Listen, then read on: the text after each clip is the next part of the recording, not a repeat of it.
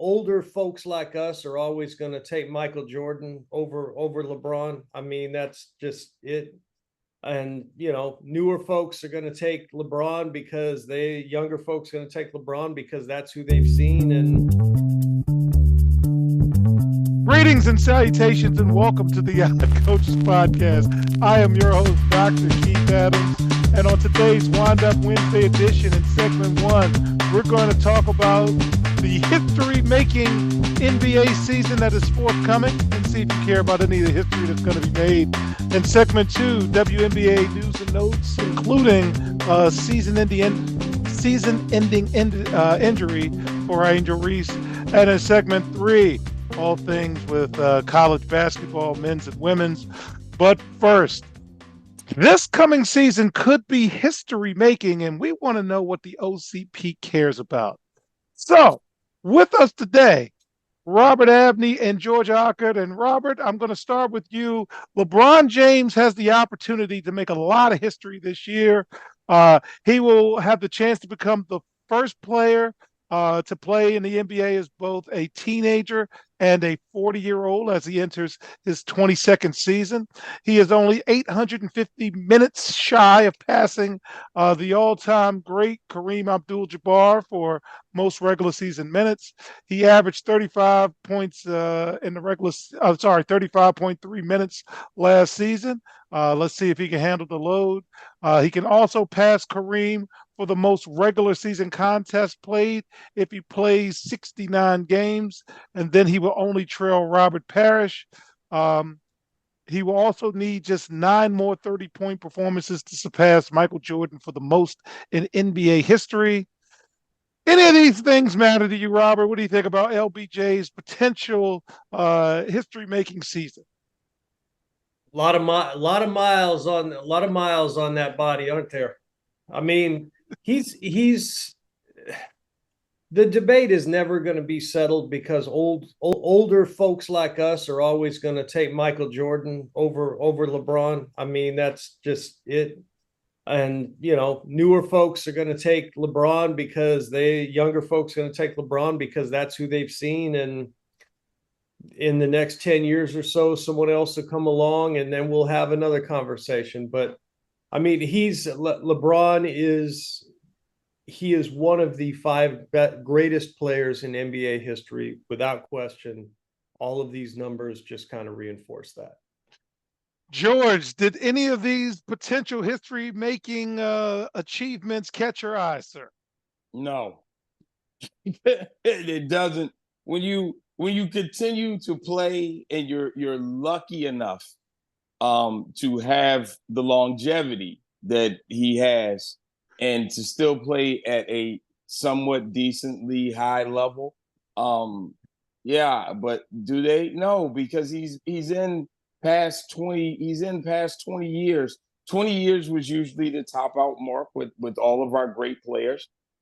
They could have gotten another year out of it or whatever, but no, not at all. He's passed them all, whatever that fountain of youth he has found. And I'm not going to touch on that. I won't start that controversy. But, whatever that fountain of youth is that he's found that keeps him going, he's using it, and he's using it to its to his utmost ability. So, yeah, but no, I'm not excited about any of them. I figure like the one with where he's going to catch Jordan, you figure that's going to happen because he's playing. I mean, that might be the most challenging one for him right now. But you play 100 years, you're going to break every record there is. So it is what it is. All right, George, I'm going to stay with you. Kevin Durant needs just 76 points to reach 29,000. And at his pace, he will probably eclipse 30,000 points. Any thoughts about KD? Now, that right there is impressive because KD's has done this in probably maybe in a very, let's put it, expedient time period. So he's still filling it up on the regular, and I don't see there's no sign of him slowing down. So yeah, that one's pretty impressive. That goes up on the board of impressive feats right there. What about you, Robert? KD passing 29,000 and moving towards 30. he's always been one of my favorite players to watch just because of his ability to score. Mm-hmm. Always. All right. Steph Curry. He is within range of 25,000 career points. He is entering his 16th season, and he needs just over 1,300 points to hit that mark. After becoming the NBA's all-time leading three-point scorer in 2021, he has a chance to become the first player to hit, wait for it, gentlemen, 4,000 three-pointers. He needs 253 three-pointers to hit that mark. And let's just say that's well within his reach. Robert, any thoughts on Steph Curry and his history-making season possibly forthcoming? Also fun to watch just because when he's hot Oh, and he's taking heat check threes, oh. so much fun. So much fun. All right, George, are these numbers by Steph pausing you?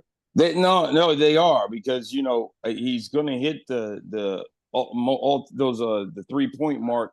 The ones taken, he probably hit that by half the season or a quarter of the season. It's just a testament to a guy that we had the opportunity. We're lucky because we grew up in an age where we got to see a lot of game-changing not just performances, but players, people that altered the game altogether. And you got to throw Steph into that category because he literally changed how basketball was played. So it is a marvel to get to see him and get to see him do these things. So yeah, we're living in a lucky age when it comes to basketball right now. All right, so fellas, DeMar DeRozan is in striking range of 25,000 points. I have that on here because every year, and I'm going to start with George, we have the debate about the Hall of Fame, and has the Hall of Fame become the Hall of Very Good? And DeMar DeRozan's numbers match up historically with a lot of people already in the Hall of Fame. So, George, any thoughts about DeMar DeRozan?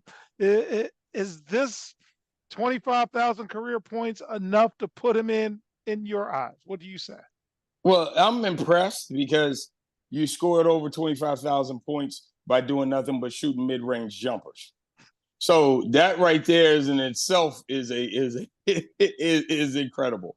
But does he belong in the Hall of Fame? Well, NBA puts because it's the Basketball Hall of Fame, so everybody can go. There's a seat for everybody in that bus, man. So yeah, would I add DeMar DeRozan to the top 100 players? No, but does he get a spot in the Hall of Fame? Yeah, because everybody goes to the Hall of Fame. So, Robert, you are a voice of reason. Again, no bum conversation, but any thoughts on DeMar DeRozan? Robert's got the same view. What are you talking about? I'm like you bring up DeMar DeRozan. I'm like, who? What? I mean, 25,000 points. That's impressive. That's impressive. Absolutely. But I'm like, DeMar DeRozan, what? I never would have, you could have given me a list of 10 people and said which one of these is going to be, is within range of scoring 25,000 points, and he would have been my 8th pick. I mean, I never would have thought that. All right, finally, Karl Anthony Towns has a chance this season to join an elite group of 7-footers. The Minnesota Timberwolves big man, he just needs 25 three-pointers to become the 4th 7-footer to reach 1,000 and join the likes of Dirk Nowitzki, Channing Frye, and Lauri Markkanen. Robert, is that a stretch in terms of some history making? You are making up statistics, sir. That's what you're doing. Oh, this doesn't pause. I mean, you're not making up the number, but it's like, is that something we should care about? Yeah, I don't know. I like Big Ben shooting threes. Keith, Keith, were we running out of material for the show? Not at all. This was a national article, and I said this is perfect for us. I'm gonna ask again. Were we running out of material for the show? Not at all. So Okay, again, then why was this on here? Just next topic. Next all topic. right. So fans, in segment 2, we're gonna skip Philly going to possibly going to Jersey because it's Jersey. In segment 2, we'll talk NBA news and notes, and I'll try to regain composure. We'll be right back on the podcast. This is Dr. Keith Adams, president of the CKA Save Project and author of Finding the Balance, my personal journey to academic and athletic success. This book is your key to unlocking the secrets of being a successful student athlete.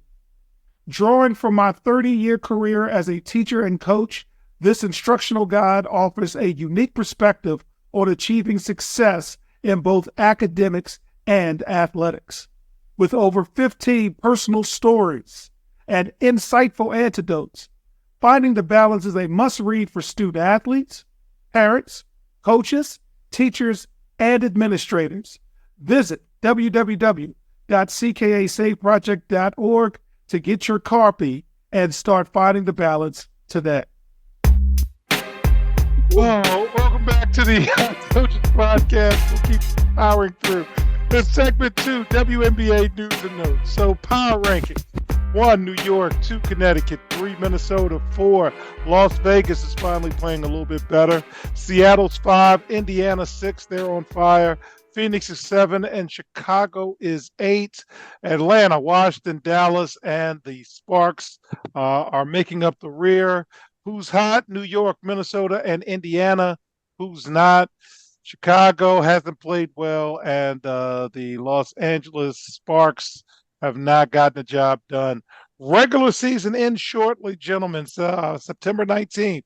George, going into the postseason, any team that you think is going to cause more pause than any other team?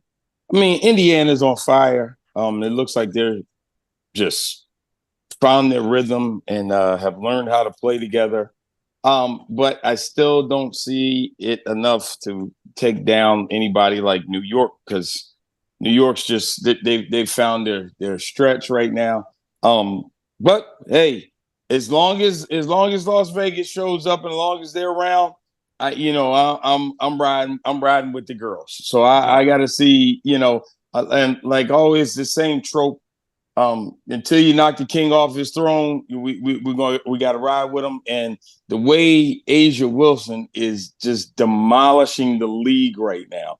I mean, people, they want to sit here and we want to focus. And I know Caitlin Clark gets all of the press and we keep talking about it. But if you sit back and look the way Asia Wilson has just demolished this league, I don't know if we've seen it on rare occasions.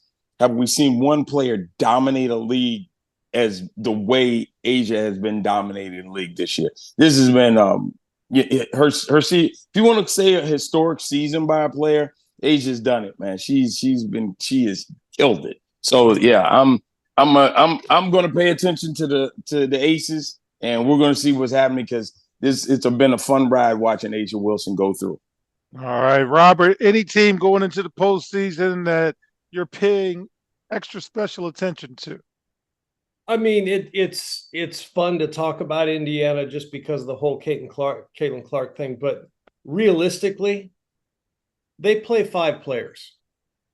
They're not winning a playoff series. I mean, that they've been, you can call them 8 deep, but they're not 8 deep. They play 5 players and they, bring in 3 others to get some rest. So they're not going to win a playoff series. They'd be matched up with Minnesota right now, which actually is, if you had to pick the top 4, that's probably the matchup you want. I'm with George. I just feel like once Vegas gets into the playoffs, until you show me something different, they're going to figure it out, and they're going to be there at the end. All right. Story of the week. Angel Reese just released, pardon the pun, that she will be out for the rest of the season due to a wrist injury. And she released it on social media. And to my knowledge, prior to the release, the team didn't announce anything. George, I'm going to start with you. Yes, she's had a marvelous rookie season, deserves all the accolades. But how do you feel in this new age that the player and not the team kind of gave team information out? Any thoughts on that, sir? I'm old school with this, man. I think that that's something that the team should keep that and make that announcement, because when you're going through a situation where you're planning for your next uh, games and upcoming schedule, I'm old Belichick, where it's like, everybody's questionable until we hit the field. So yeah, I can say I can see because of her following and who she is, but do I agree with it? No. Um, Chicago doesn't have much else but her to hang their hat on right now. I mean, they're barely they're limping into the playoffs, and their chances don't look real good now with her being out. But yeah, I'm old school with that. That's something the team. That's something the coach. Those are decisions the coach needs to make, and the coach needs to release. So yeah, that's where I am with that one. All right, Robert, you're our administrator. You have been an administrator in this newfangled generation with the fancy phones and the social media. Again, Angel Reese released that she was not playing the rest of the season, and I did not see a press release. What are your thoughts on that, sir? I mean, it's the day and age we live in. Um, I do wonder though. I mean, I wonder if this is something that has been lingering for a while, only because I mean, she's shooting like 39%. Yeah, yeah, yeah. Okay. So that would tell me at least that, I mean, because she's a great player. She gets a lot of rebounds, but at least 3 or 4 rebounds a game are her rebounding her own missed layups. So I just wonder if it's something that's been lingering, and finally either she or the team made the decision to shut it down. I haven't seen anything from the team like at all. Yet. Mm. But I don't follow them on social media, so I wouldn't necessarily have seen it.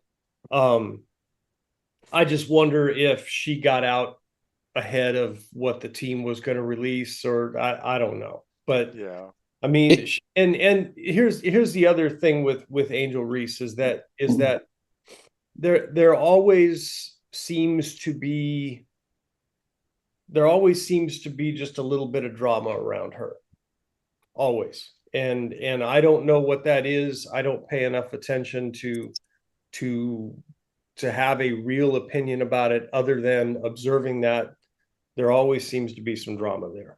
And, Wow. and to piggyback on Robert with her shooting, if you've watched during the season or paid attention, it's progressively gotten worse and worse. Like that Las Vegas game, she shot the ball terribly. I mean, she got about 4 or 5 rebounds, like Robert said, off one or two sets. It's gotten bad. So that too was that injury there, and just she now got to a point that it's like she can't go anymore. So yeah. All right. And to close our WNBA segment, Caitlin Clark in August has averaged 24 points a game, 5.2 rebounds, and 8.5 assists. Now, there is no doubt that Asia Wilson should be the MVP, but there's been a lot of conversation on social media and on television about Nancy Lieberman and Cheryl Swoops and Stephen A. talking about Caitlin. George, should Caitlin get MVP votes based on how well the Fever have done and her August numbers? I believe she was Eastern Conference Player of the Month. What do you think, sir? Hell no. If you've been paying attention to the league at all and watched what Adrian Wilson has done, and the reason that the She should get votes. That was the question. Not should she win, but hell, should she get votes? I should get votes for president. I mean, what are we talking about? I mean, this is a whole lot of players are going to get votes. Throw her in the category with the rest of them. Asia Wilson is destroying the league. She's doing things that no woman has done in basketball. She's doing things that we've only seen from NBA players. And the Aces are holding what they're 5 seed right now. And the reason they're there is because she's been a damn near one-man army. So you know what? I don't even want to get started on Stephen A. Smith or anybody else right now. But you want my answer? Hell no. No. Yeah. Robert, should she be in the conversation of MVP? What say you, sir? Yeah, she can get second place votes. Okay. Asia Wilson is the MVP. She's the rookie of the year. And I understand people wanting to give Angel Reese some love. Caitlin Clark is rookie of the year. Mm-hmm. There's not that is not a conversation. In my opinion. Right. That's not a conversation at all. But Asia Wilson is the league MVP. Okay, solves that one. In segment 3, we've got some college issues, and I have my administrative team here. Looking forward to getting their thoughts. Be right back on the Eye Coaches Podcast. This is Dr. Keith Adams, president of the CKA Save Project, with a question for you. Are you passionate about supporting student athletes? If so, then become an official member of the CKA Save Project and make a difference today. With your membership, you'll be able to help us provide essential academic and athletic support to underserved communities nationwide. Join us in empowering student athletes to achieve their full potential, both on and off the field. Together, we can build a brighter future through education and sports. Visit ckasaveproject.org and choose your membership level now.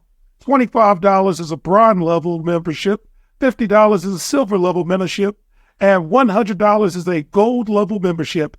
Be a part of the change. Become a member of the CKA Save Project today.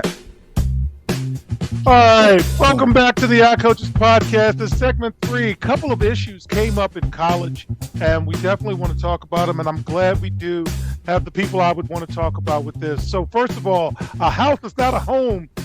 We miss Luther Vandross. So a federal judge ordered the attorneys negotiating the major settlement with the House case to go back to the drawing board to resolve concerns about how the deal would limit the way boosters can provide money to athletics. So we do not have any approval with this, and without it, there will not be a settlement. Robert, you're our administrator. You have the highlights of the House case. Any thoughts on solving this so we can move forward? Because we can't move forward without a final decision, but it doesn't look like a final decision's coming anytime soon. What are you thinking?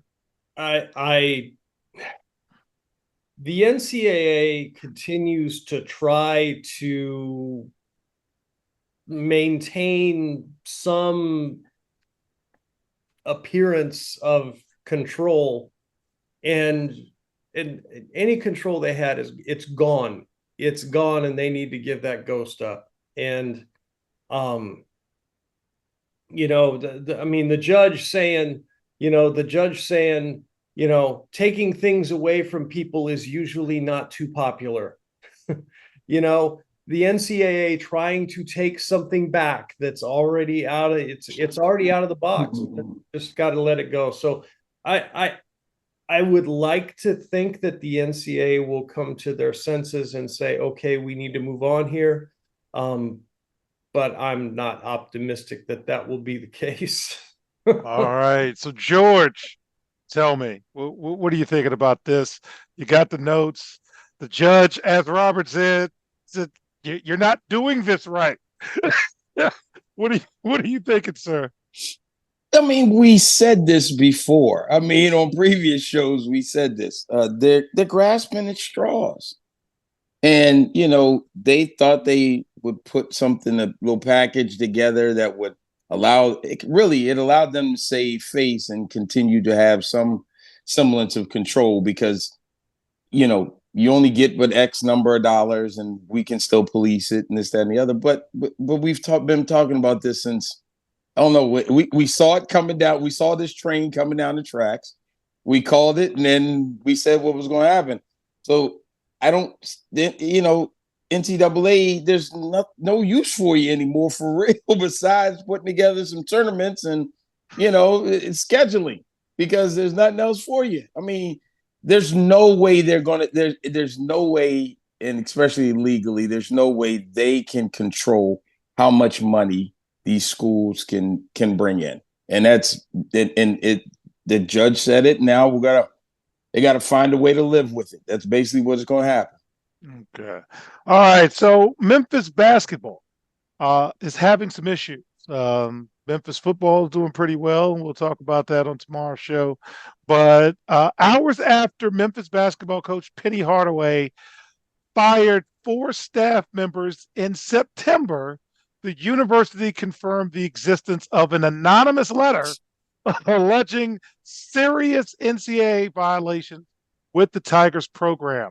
This is not the first time that Memphis has had some issues in terms of rules and regulations with the NCAA. So, George, I'm going to start with you.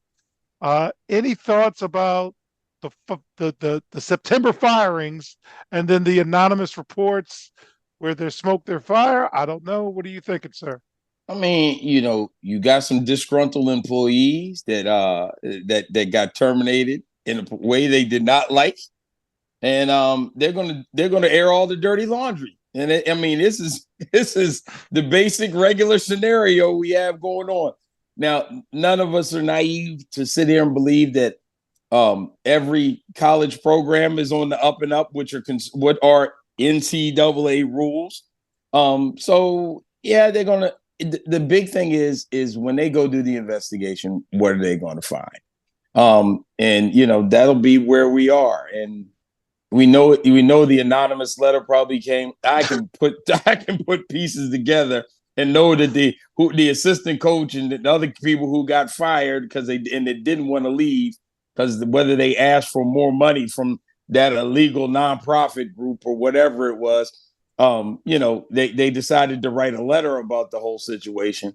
Hey man, Memphis is a tough place. You got it, but it's no different than anywhere else. It's about who gets called out and who doesn't. And Penny didn't have the cachet that a Coach K would have. So yeah, of course this is gonna have legs, and it's all about who's gonna walk with it and who isn't. So Okay, so nothing more. Robert, I definitely wanted to give you a little more information.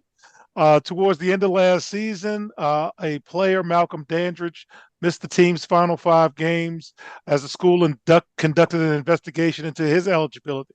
Memphis brings back 1 scholarship player from last year.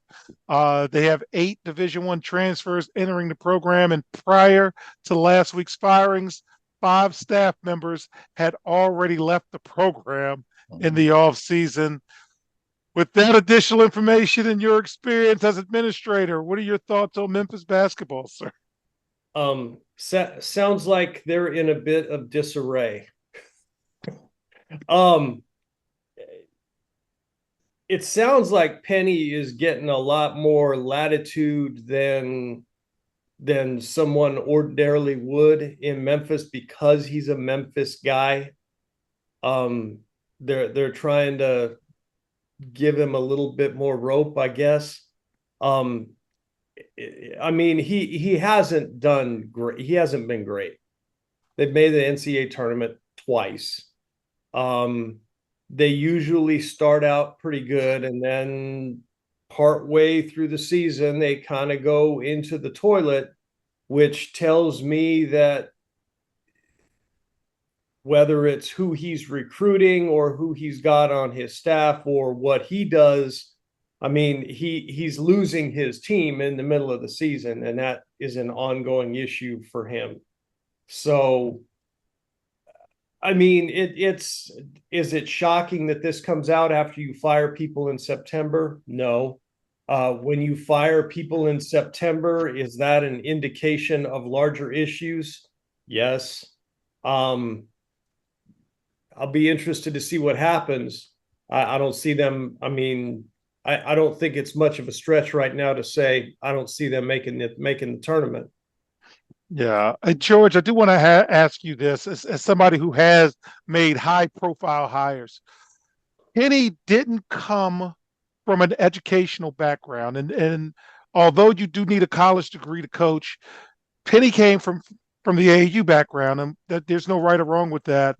But part of that hiring, and you did a masterful job of that, in terms of construction of staff, don't you need to have some other things to make sure? For example, fans, I coach soccer, never played soccer. But part of the reason why I was hired as a soccer coach is because I'm not going to lose balls. The uniforms are going to be in order, and all of the things are going to be structured. Any thoughts on the Penny hire to begin with, George, and just kind of where Memphis basketball is going? Well, when I hired, it, when I made a decision to hire and who I was looking for, a lot of it had to do with the vision I had for the program, where you had it, where you would like to see it go, who could get it there. I think Memphis made a hire with Penny, as in this was a good hire to bring us national exposure, to get us national recruits.